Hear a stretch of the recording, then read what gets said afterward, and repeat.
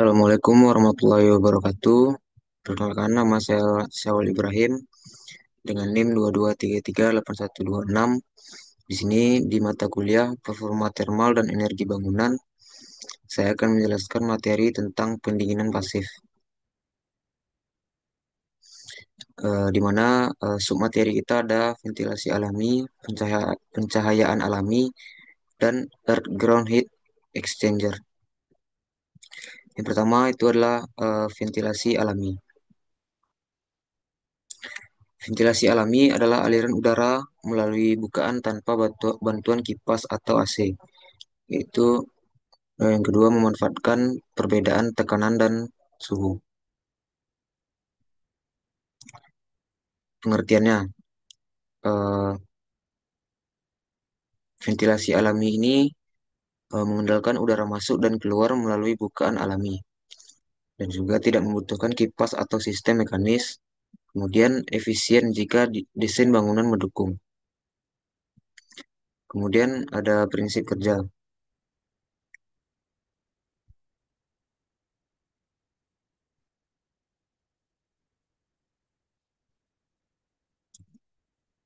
Prinsip kerja di ventilasi alami ini. Yang pertama, udara panas naik, udara dingin masuk dari bawah. Ini disebut stuck effect, yaitu panas mengalir ke atas menciptakan sirkulasi udara. Kemudian, tekanan angin mendorong udara dari area bertekanan tinggi ke rendah. Misalnya angin dari luar masuk dan mendorong udara panas keluar dari atas. Kemudian yang ketiga, bukaan pada sisi berlawanan menciptakan aliran silang atau cross ventilation. Cross ventilation ini sangat penting dan juga sangat efektif untuk ruang sempit atau panjang. Kemudian jenis-jenis ventilasi. Yang pertama itu adalah ventilasi silang atau cross ventilation. Itu udara masuk dan keluar melalui dua sisi berbeda dari ruangan. Kemudian yang kedua ventilasi cerobong atau stop ventilation. Stop ventilation ini mengandalkan perbedaan tinggi bukaan untuk mendorong aliran udara vertikal. Yang ketiga itu kombinasi keduanya yang meningkatkan efisiensi. Desain cerdas bisa menggabungkan keduanya sehingga kita bisa mendapatkan efisiensi yang lebih tinggi. Kemudian kelebihan dan kekurangan dari ventilasi alami. Kelebihannya itu adalah hemat energi karena ventilasi alami ini tidak memerlukan listrik. Kemudian ramah lingkungan yang mana ini juga mengurangi emisi karbon karena tidak ada listrik yang digunakan untuk ventilasi alami ini.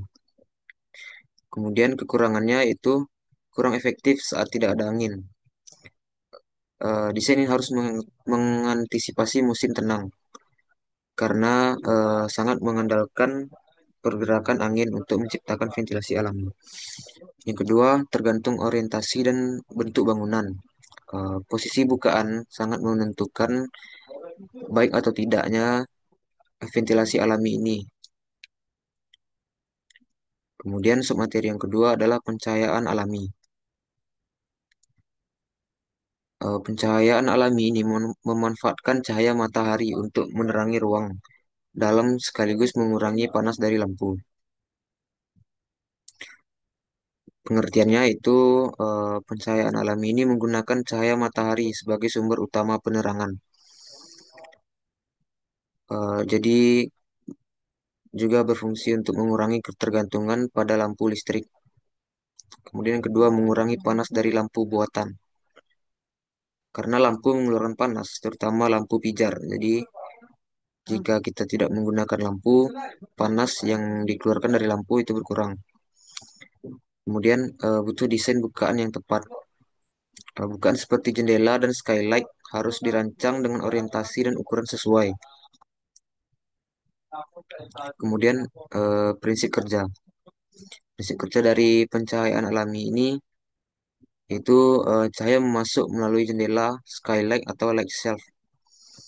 Bukaan ini menangkap dan menyebarkan cahaya sehingga dapat menerangi ruangan-ruangan dalam rumah. Yang kedua, material transparan atau reflektif membantu sebaran cahaya, seperti kaca low E atau kaca buram. Kemudian menghindari lampu listrik, mengurangi panas tambahan. Pendinginan pasif tercapai dari pengurangan beban termal. Kemudian strategi desain.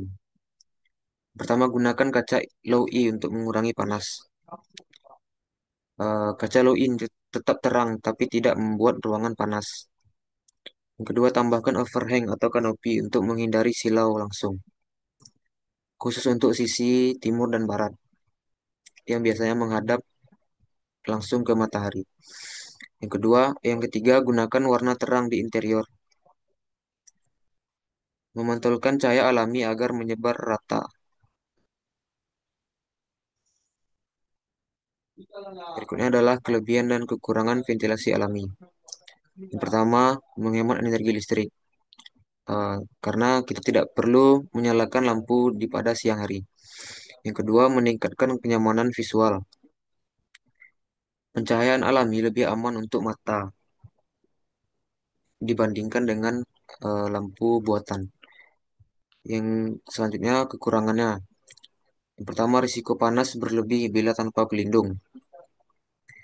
Jadi, eh, jika kita menggunakan pencahayaan alami itu, pada bukaan harus ada tirai, kanopi, atau kaca khusus untuk menahan sinar matahari langsung. Kemudian yang kedua, tergantung cuaca dan musim. Tentunya di saat cuaca sedang gelap atau mendung, pencahayaan menjadi berkurang. Selanjutnya, submateri yang ketiga itu Earth Ground Heat Exchanger. Earth Ground Heat Exchanger ini menggunakan suhu tanah yang stabil untuk mendinginkan udara yang masuk ke bangunan.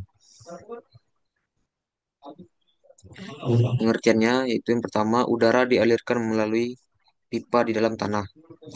Tanah yang bersuhu lebih stabil daripada udara luar. Yang kedua, udara menjadi lebih sejuk sebelum masuk ke bangunan. Dikarenakan suhu rata-rata tanah hanya sekitar 27 derajat Celcius di daerah tropis. Kemudian sistem pasif tapi bisa dibantu blower. Itu untuk mempercepat aliran udara bila diperlukan. Kemudian prinsip kerja dari Earth Ground Heat Exchanger ini, yang pertama itu tanah menyerap panas dari udara yang lewat di pipa. Yang kedua, udara masuk ke ruangan dengan suhu lebih rendah. Menurunkan menurunkan suhu dalam ruangan tanpa bantuan AC. Kemudian bisa digunakan juga untuk pemanas di musim dingin. Karena tanah juga bisa menghangatkan udara dingin sesuai dengan suhu tanah itu. Selanjutnya, strategi desain. Pipa PVC atau logam yang ditanam 1,5 sampai 3 meter di bawah tanah. Semakin dalam pipa ini ditanam, semakin stabil suhunya. Kemudian saluran masuk dan keluar udara. Saluran masuk dan keluar udara biasanya terhubung ke ventilasi atau ducting dalam bangunan. Yang ketiga atau itu blower. Eh, Blower ini opsional, bisa digunakan bisa tidak. Blower ini gunanya untuk membantu aliran udara jika aliran alami kurang kuat. Kemudian kelebihan dan kekurangannya. Yang pertama, hemat energi jangka panjang. Heat ground exchanger ini hanya butuh pompa atau blower ringan, atau mungkin tidak sama sekali. Kedua, efisiensi tinggi di daerah panas, terutama di bangunan yang banyak menerima sinar matahari. Tapi kekurangannya itu yang pertama, biaya awal tinggi untuk penggalian dan pemasangan pipa. Pemasangan sistem ini butuh investasi dan desain dari awal yang lumayan mengeluarkan biaya yang cukup besar.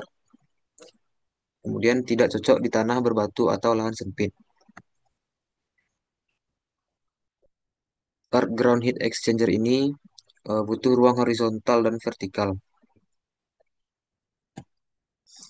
Sekian penjelasan tentang materi pendinginan alami ini. Terima kasih atas perhatiannya. Saya ucapkan Assalamualaikum warahmatullahi wabarakatuh.